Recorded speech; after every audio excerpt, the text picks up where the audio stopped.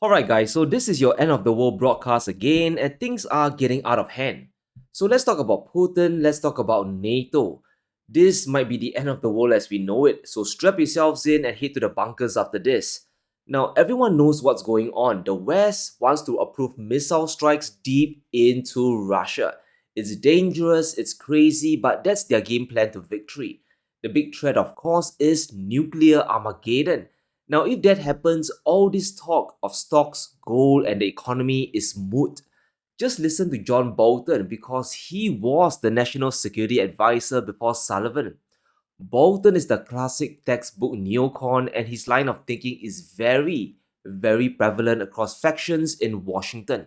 And by the way, if they've got an army that can do that, why isn't it in Ukraine now, making up for their pitiful performance over the past 2.5 years? I don't think Putin has the capability.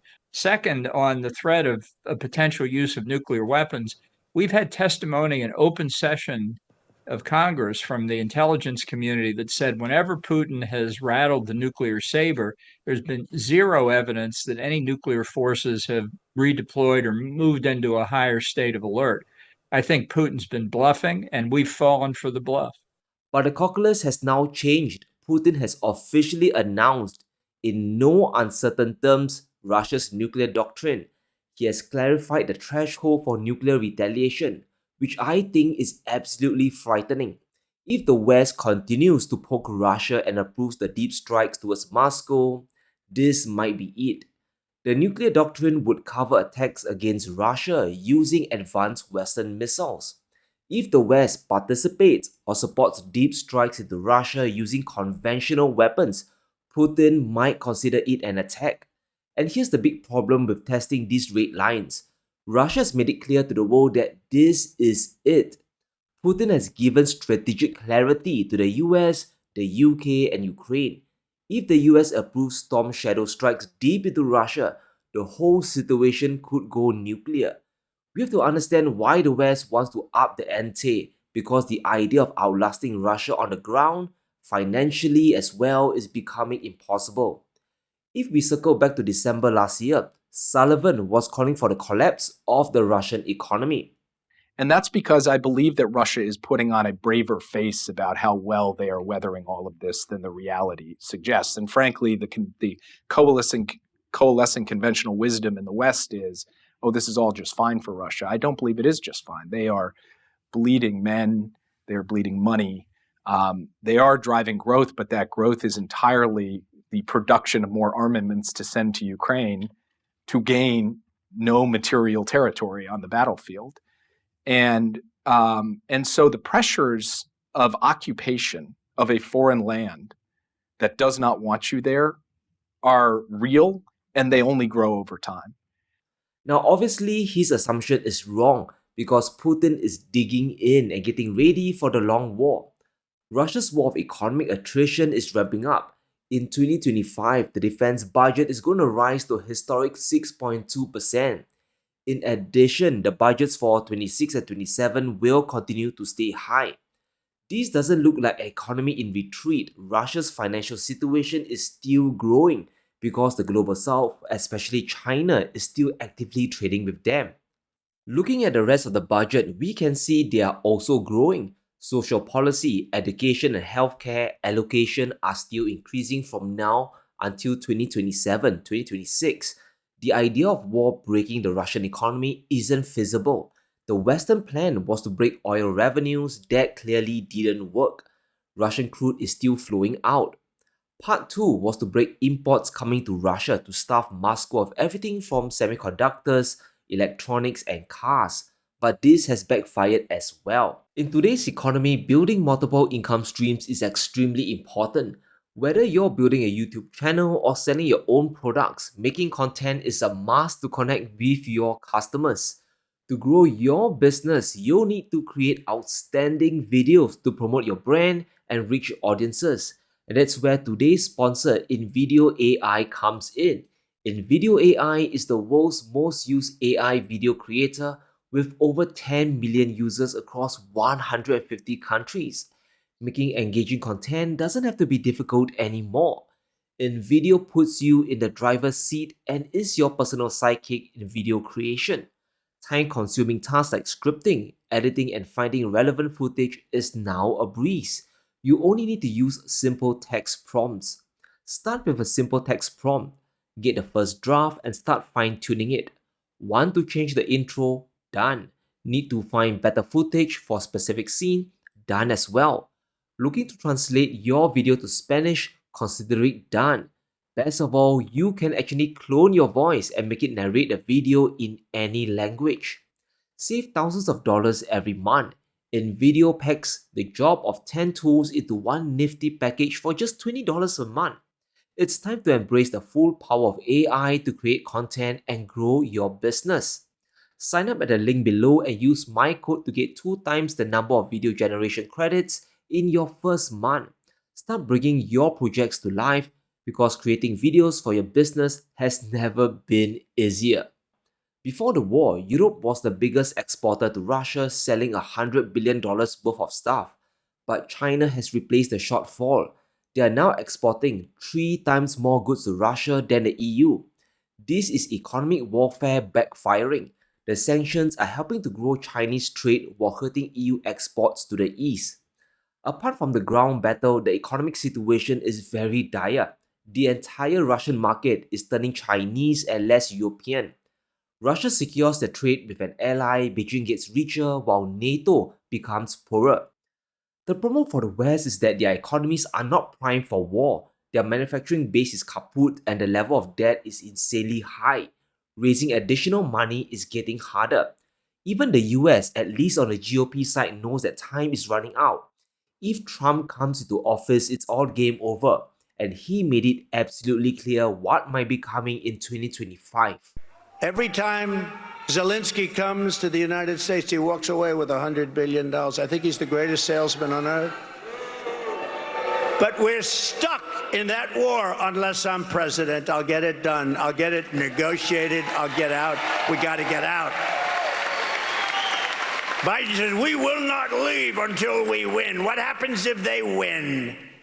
That's what they do, is they fight wars. And we must understand this. A Trump win means the US will retreat, and they'll pull away support. Europe will be left alone to foot the massive bill. The G7 is simply running out of money.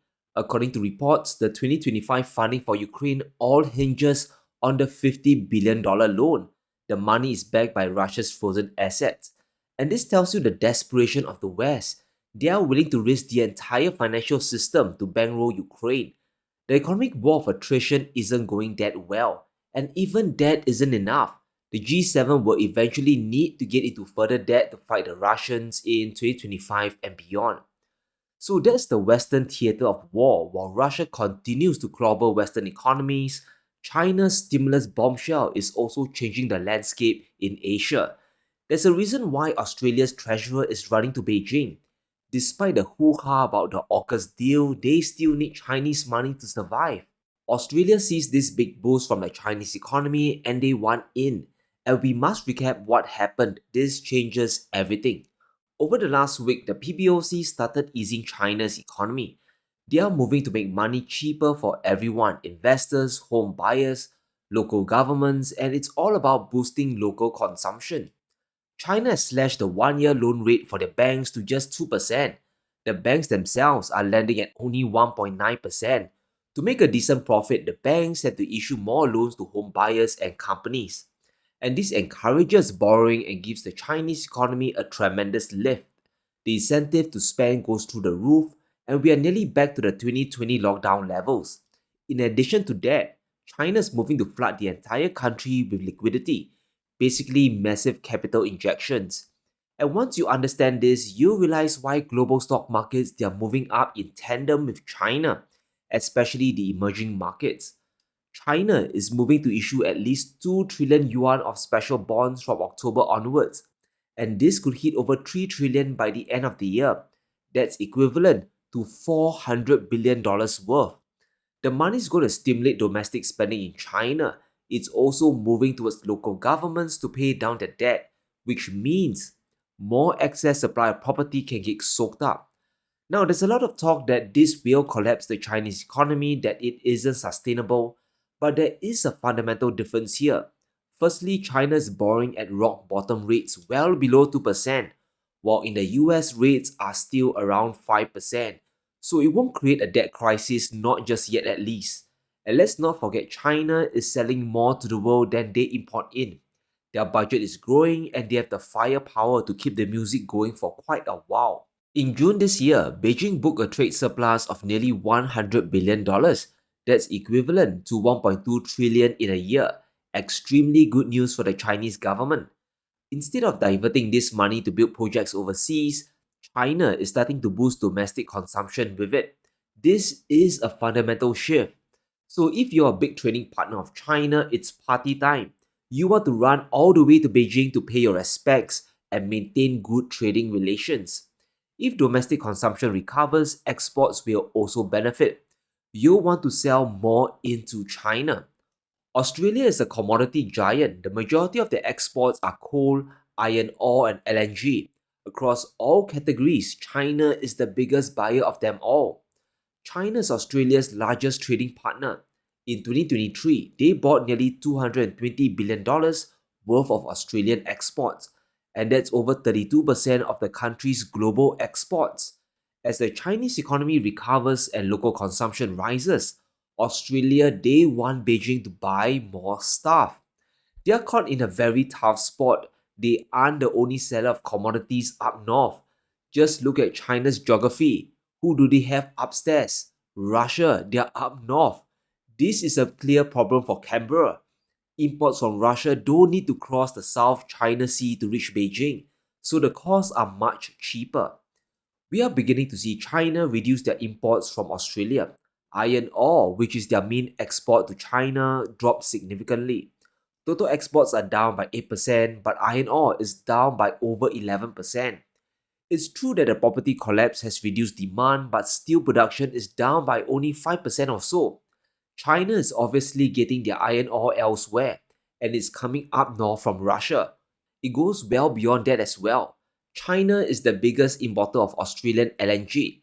However, as Canberra continues to stay close to the US, Beijing will get more gas from Russia in case of a conflict in the South China Sea. You don't need to be a genius to figure this one out. This map shows us how natural gas flows from Russia down to China. The first route is through the power of Siberia in the Far East. Volumes reached over 22 billion cubic meters last year, and that's 50% more than the year before. What's truly terrifying is the power of Siberia 2 pipeline in the west. This new route cuts through Mongolia into China. It allows Russia to send up to 50 billion cubic meters annually as well. This is the consequence of all the sanctions on Russia. They start pushing massive volumes to China, and that causes prices to fall in addition to a shorter distance to travel. Australian LNG is much more expensive in comparison to Russian pipeline gas. This is why the treasurer is running all the way to Beijing. He's trying to convince China to maintain the imports of Australian commodities as their economy recovers. Realize that Putin can overwhelm any competitor in the world in natural gas. Australia might be the top 3 LNG exporters in the world, but they lack the firepower. Russia has the world's largest proven natural gas reserves at over 35 trillion cubic meters. Australia is in 13th place with less than 3 trillion cubic meters, and that's below 2% of global reserves. It's a game of demand and supply at the end of the day. As Moscow ramps up their exports to China and LNG to Asia, Australia will lose more and more market share, and that isn't good for their economy. China's stimulus is making Australia sweat. 60% of their exports are natural resources, and over 32% of total exports flows into China. The dependency on Chinese imports of LNG and Chinese money for iron ore is tremendous. But it all comes down to incentives. What can Australia offer China? Because they obviously can't win a price war against Russian gas, they will need to dangle a carrot and a big one at that for Beijing to bite. Just look at the discount Beijing is getting. Russia is selling gas to China at $257 per thousand cubic meters, and that's 20% cheaper this year versus the EU. and by 2027, the discount will widen to 27%. It's impossible for Australia to match these prices, not when their cost of production is higher. Remember, they have to turn the gas into LNG and ship it across the South China Sea. This is a very expensive process. So Australia needs to do some accounting here. Which is more important, building security ties with the US or better trading relations with China? We can expect more Western countries to begin running all the way to Beijing. These will be the main growth engine in the global economy, hands down. So this world is getting extremely crazy, but I'll let Lavrov end the video for this one. It's just hilarious. Hi, friends. How are you? Hi. Very good to see you. Huh? Crazy. Crazy? Crazy times. Or time? Times. I thought some person. Lots of crazy people around.